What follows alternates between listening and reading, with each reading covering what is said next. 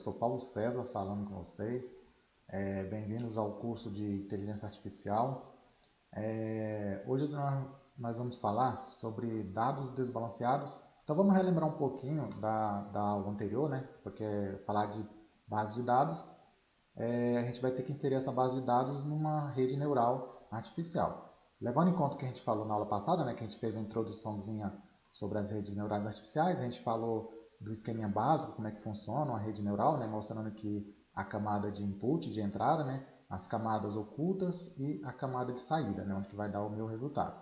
Então, a gente fez um comparativo, né, desse esqueminha aqui da rede neural com o esqueminha do neurônio biológico que a gente já conhece, né, que a gente já estudou em biologia, certo? Então, a gente fez essa analogia para ficar mais fácil de entender de onde que vem uma rede neural artificial, certo? Bem baseado no neurônio do ser humano, no neurônio biológico. A gente falou também um pouquinho da primeira rede neural que realmente funcionou e deu boom nessa questão da inteligência artificial atualmente, que é a rede Perceptron. Então a gente falou como que ela funciona, né, das entradas, dos pesos que ela usa para poder atrelar a essa entrada.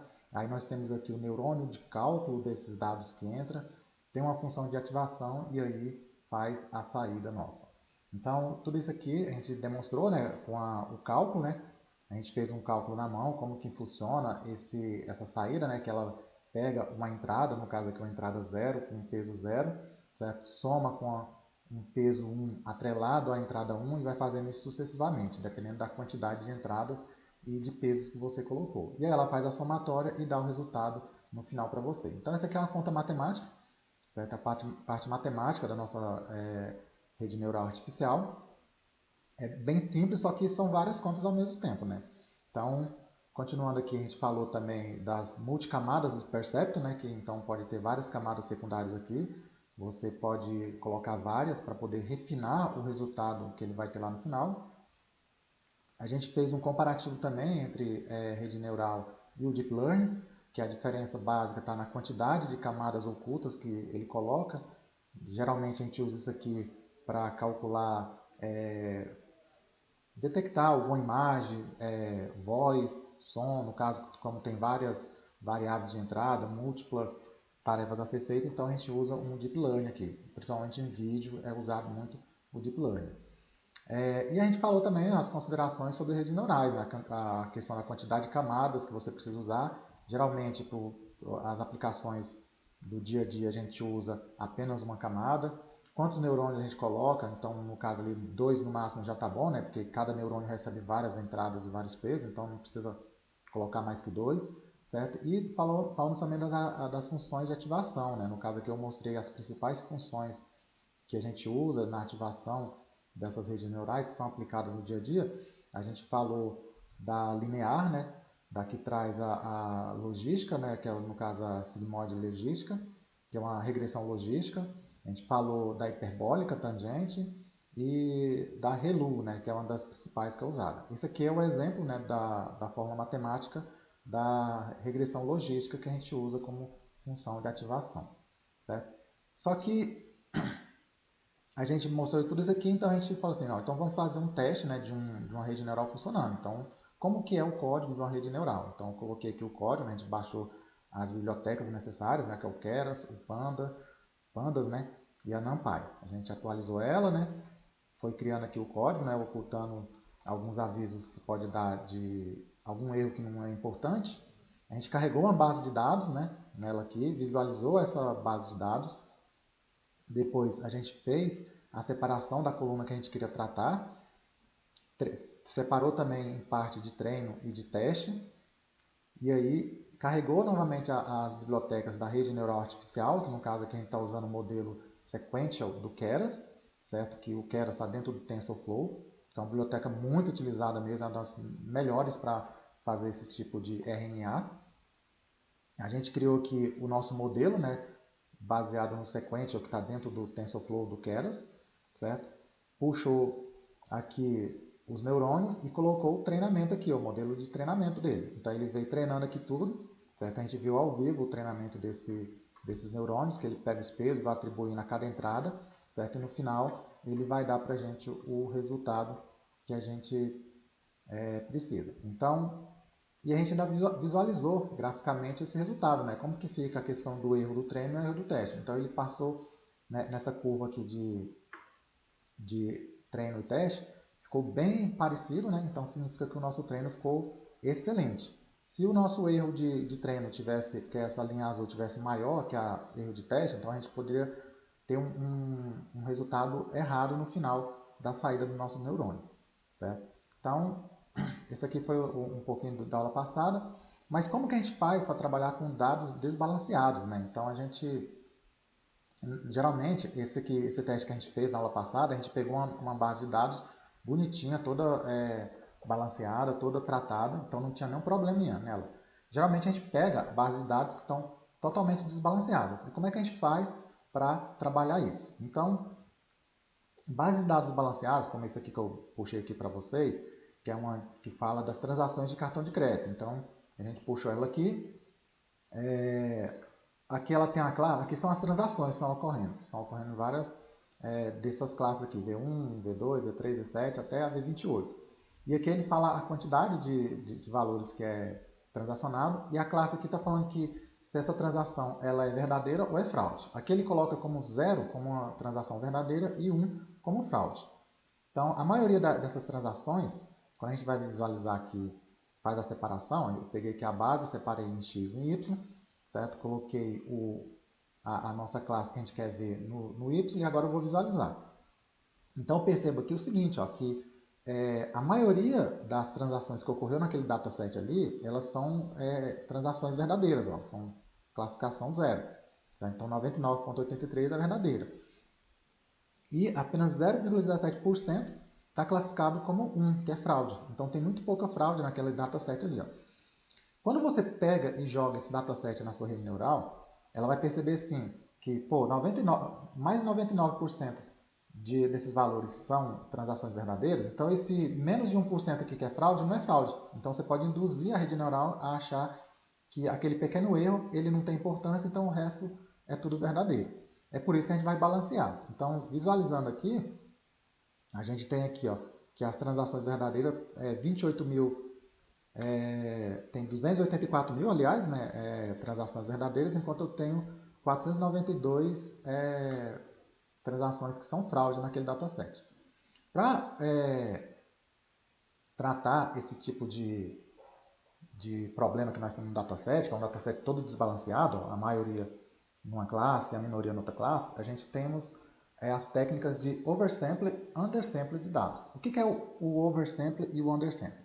Então, quando você tem aqui uma classe que tem poucos dados e numa classe tem poucos registros e na outra classe tem muitos registros, quando você diminui essa classe maior para o patamar da classe minoritária, a gente chama de undersample. Então, undersample é quando eu pego essa quantidade de dados em excesso aqui, jogo fora e deixo ele no patamar da minha classe que tem menos dados. O contrário disso, quando eu quero aumentar, ou seja, eu quero pegar a minha base menor e subir até o patamar da minha classe majoritária, eu tenho o oversample. Então, oversample é aumentar uma classe minoritária ao patamar de outra classe, e o undersample é diminuir a majoritária ao patamar da minoritária. Para isso, a gente tem várias técnicas para fazer o undersample e o oversample. Para mim fazer o oversample, eu tenho o handle undersample, o Tomac links, o nearest neighborhood cleaning. Então, essa é uma das técnicas para fazer undersample. Para eu fazer oversample, eu tenho a outra técnica também, que é para me aumentar a minha base de dados. Naquela classe, aliás, eu tenho o handle oversample, o adsin, o smote e outras variantes desse smote, desse adsin aqui. Ó. Então, vamos ver aqui ó, como que a gente faz um undersample, ou seja, como que eu reduzo aquela classe majoritária, certo? Usando a redução de registro de modo aleatório. Então, a gente vai usar o handle undersample, certo? O que ele faz? Ele vai retirar os dados da classe que possui mais registro, certo? De forma aleatória. E a gente tem que tomar cuidado para não ocorrer perda de informação. Por isso que quando você pergunta assim, quando que eu vou usar essa técnica para fazer undersample? Tem que ver o tipo da base de dados, como que ela está, certo? Fazer uma pré-visualização dela antes, como que está essas características dessa base de dados, porque você pode ter perda de informação certo? Ele pode jogar fora uma informação muito importante dessa minha base de dados, certo? Então a gente verifica o tamanho da base restante e vê como que fica essa base de dados se eu retirar algum dado ali. Se ela tiver muita informação relevante, então eu não posso utilizar essa técnica de undersampling, essa técnica de random undersampling, certo? Que é você reduzir a sua base de dados de forma randômica. Mas vamos supor que aquela nossa base de dados lá não tenha tantos dados assim importantes que eu queira preservar. Então eu quero fazer uma redução da minha classe majoritária, que é essa aqui, ó. Eu quero reduzir essa quantidade de valores de transações verdadeiras para o patamar das fraudes, certo? Então eu vou aplicar aqui, primeiro eu vou puxar a biblioteca Imbalance Lure, vou puxar também, depois que eu instalei ela aqui, eu importo aqui o imbler.undersampling, certo? Puxando aqui a biblioteca que eu vou utilizar, que é o handle undersampling.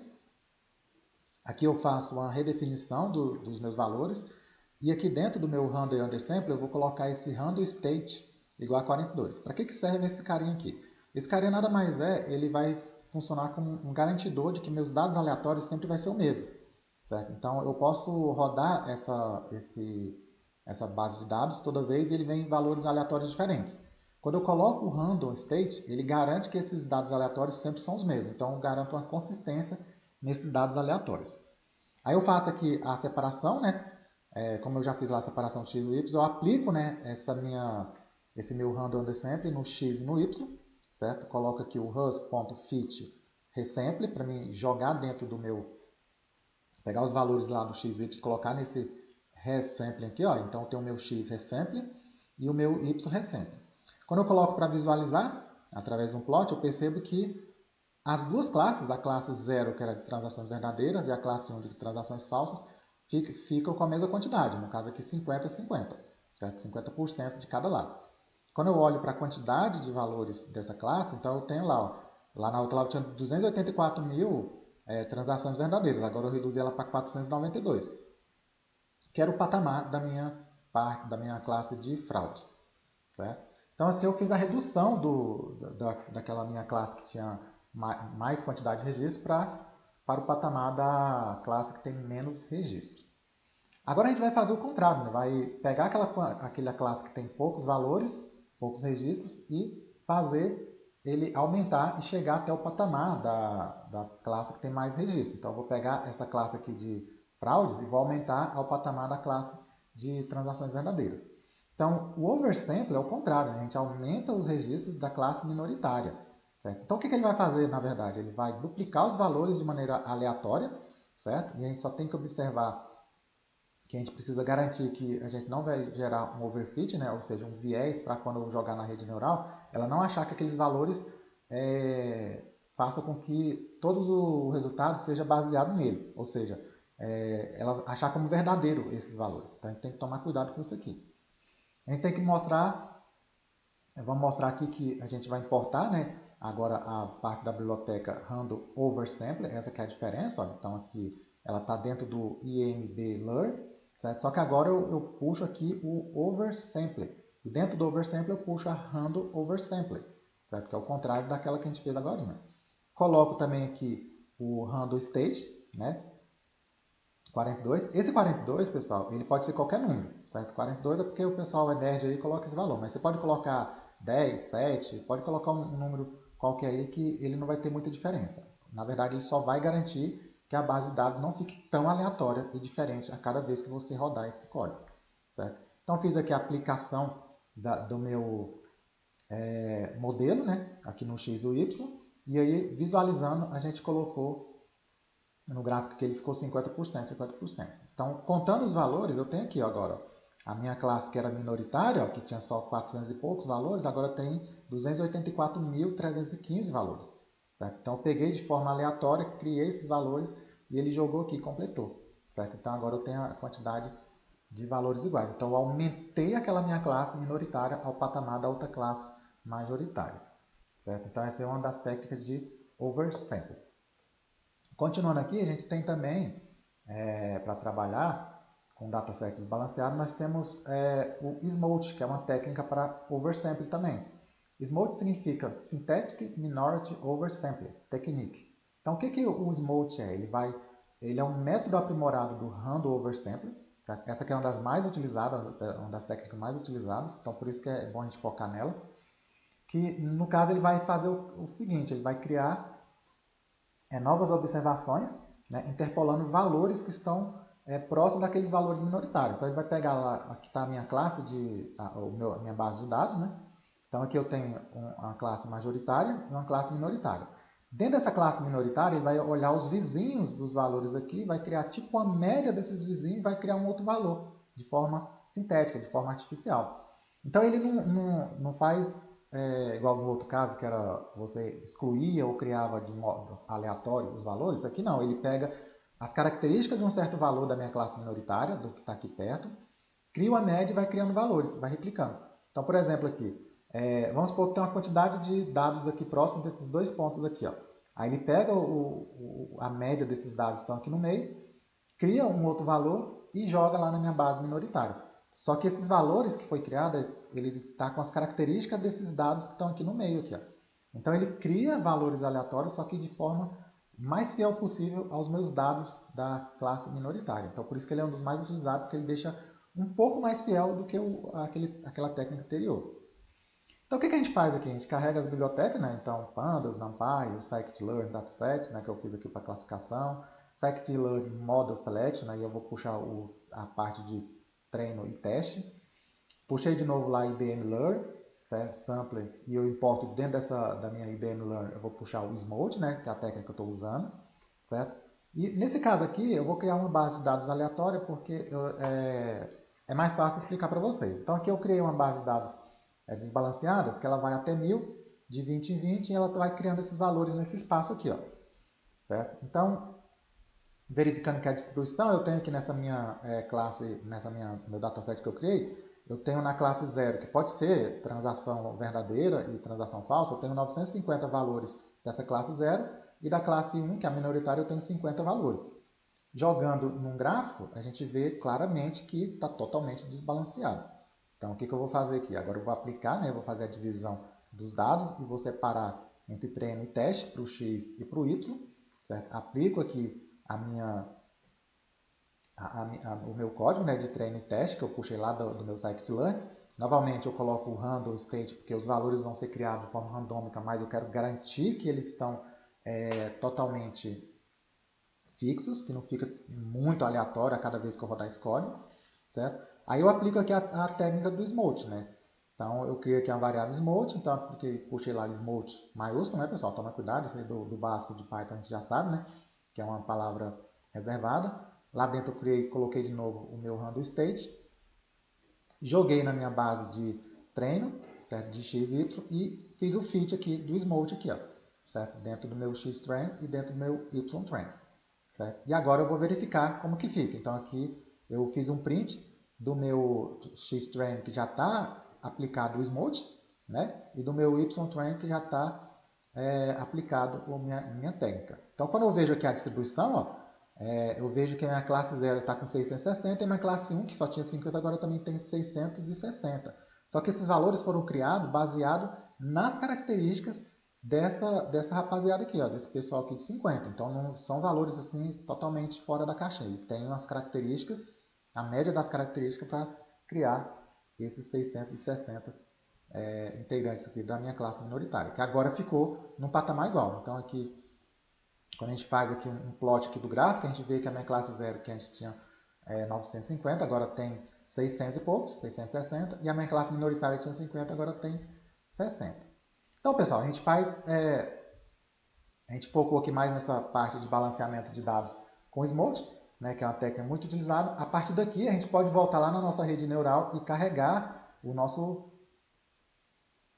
dataset. Então, nesse momento, a gente salva aqueles valores lá que a gente rebalanceou, salva no dataset, e aí a gente vem aqui, coloca ele, recarrega ele aqui na nossa rede neural, e aí roda todo o código novamente, e ele vai passar todos os neurônios treinando e vai ter o resultado o mais próximo possível, sem sofrer viés. Então é isso, espero que vocês tenham gostado, e até a próxima aula.